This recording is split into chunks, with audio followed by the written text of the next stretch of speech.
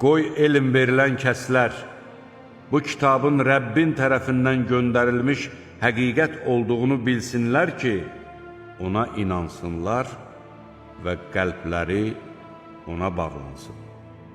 Şübhəsiz ki, Allah iman gətirənləri doğru yola yönəldər.